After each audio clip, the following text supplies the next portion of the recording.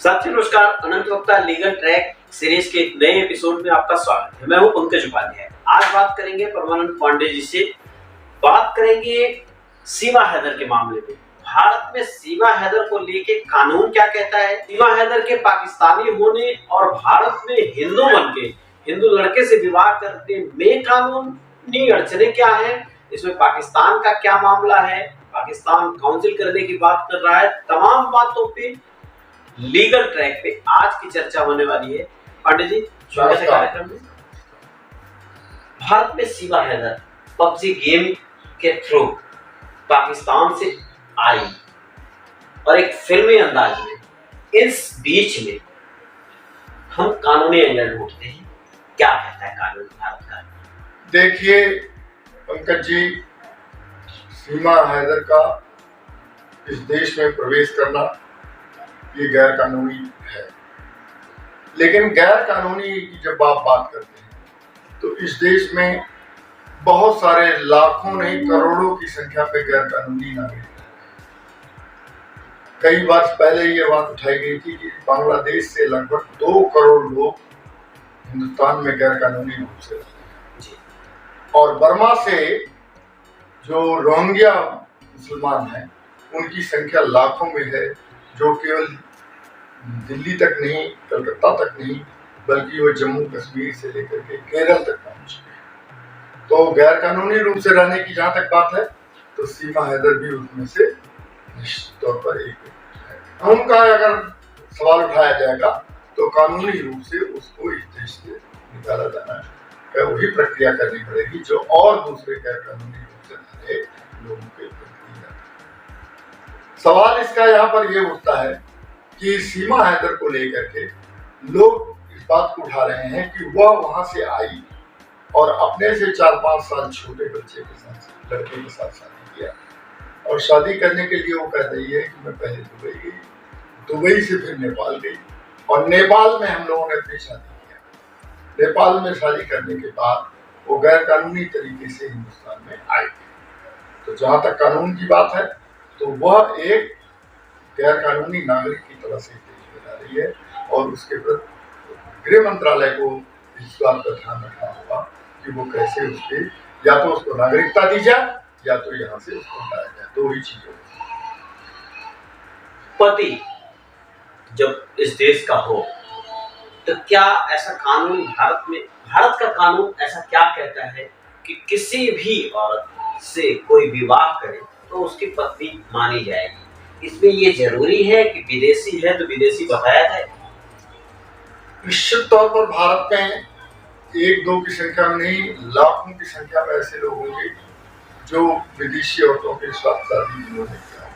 हरियाणा में तो आए दिन सुनने में आता है कि रूस से आई हुई लड़कियां यहाँ पर शादी करती हैं तो कई बार वो निकल के चली जाती हैं। तो विदेश में या भारत की बहुत सारी लड़कियां, मेरी खुद की जानकारी में बहुत सारी भारतीय लड़कियां जो इंग्लैंड में पढ़ने गई, दिल्ली में पढ़ने गई, जापान में, अमेरिका में पढ़ने के लिए गई, वो वहीं पर उन्होंने विवाह कर लिया और देश की नागरिकता। तो नागरिकता जहाँ पर बात आती है तो आप खुद देखिए, हमारे बहुत वरिष्ठ नेता, कांग्रेस के नेता राहुल गांधी की माँ भी विदेशी थी और वो यहाँ पर आई और भारत की नागरिक बनी।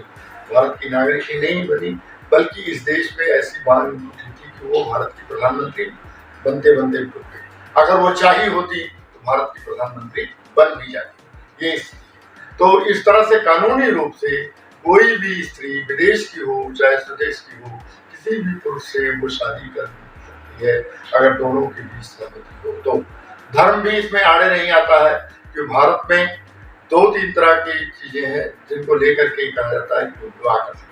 अगर चाहे तो वो धर्म का परिवर्तन करे और चाहे तो धर्म का परिवर्तन ना भी करे। स्पेशल मैरिज एक्ट ये अलाउ करता है, ये अनुमति देता है कि हिंदू लड़की किसी क्रिश्चियन लड़के से या मुसलमान लड़के से शादी कर सकती है या मुसलमान लड़की हिंदू लड़के या मुसलमान जो क्रिश्चियन महिला है वो हिंदू लड़के से विवाह कर सकती है। कोई इसमें रोक टोक नहीं है। सीमा हैदर का मामला कुछ अलग है। इसमें भोवे तले हुए हैं हिंदू मुसलमान में, भारत पाकिस्तान में। ऐसे बीच में यह संबंध, इस तरीके के विवाह और सीमा हैदर का इस देश में रहना, आप क्या मानते हैं कि वकील होने के नाते कहीं क्रिमिनल कॉन्स्पिरेसी तो नहीं?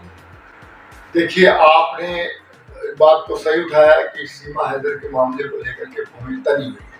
तो जहां तक कानूनी रूप से है तो विवाह तो हिंदू मुसलमान लड़की या लड़के में हो सकती है, क्रिश्चियन हिंदू लड़के लड़की में विवाह हो सकता है, इसमें कोई दो राय नहीं। लेकिन सीमा हैदर का मामला कोई दूसरा नहीं। यह है कि पाकिस्तान और भारत एक पारंपरिक रूप से, जब से देश को आज़ादी मिली है तब से दोनों एक दुश्मन देश के रूप में माने जाते हैं और पाकिस्तान से घुसपैठ होती रही है और पाकिस्तान से घुसपैठ जो है भारत के विध्वंसकारी गतिविधियों के लिए करते हैं। तो इसको लेकर के एक बात है। दूसरी चीज है कि वो पाकिस्तान से आई हुई लड़की है, तो ये मान के चलते हैं कि पाकिस्तान जो है मुसलमान देश है और उस मुसलमान देश में तो वहां भी विरोध हो रहा है कि उसने हिंदू लड़के से शादी किया और वो बार बार कह रहे हैं कि मैंने हिंदू धर्म में परिवर्तन कर लिया है। तो हिंदू भाई लोग, कई लोग तो ये कहते हैं कि चलो वो हिंदू बन गई, 5 बच्चों के साथ आई, अच्छा अपने लेकर के 4 बच्चे हैं, अपने कुल 5 लोग हैं, 500 लोग हिंदू धर्म को स्वीकार कर लिए हैं। इस नाते हमको उसका स्वागत करना चाहिए, हिंदुओं की जहाँ तक मामला। अब मामला यह है कि पुलिस के इन्वेस्टिगेशन की बात है, पुलिस इस पर इन्वेस्टिगेट करेगी, इस पर जांच करेगी कि क्या उसका कोई और इरादा था या केवल वो प्रेम में बधी हुई चली आई। मुझे लगता है कि प्रेम का मामला जो है इतना आसान नहीं है। लड़की और लड़के में किसी भी धर्म को लेकर के प्रेम तो हो जाता है, लेकिन ऐसा प्रेम कम ही देखने को मिलता है कि 4 बच्चों की माँ जो है एक अपने से 5 साल छोटे बच्चे से इतना का प्यार करने लगे कि वो अपने देश की सीमाओं को लांघते हुए, तमाम विरोधों को झेलते हुए, तमाम तरह की कठिनाइयों का सामना करते हुए यहाँ पर चली जाए।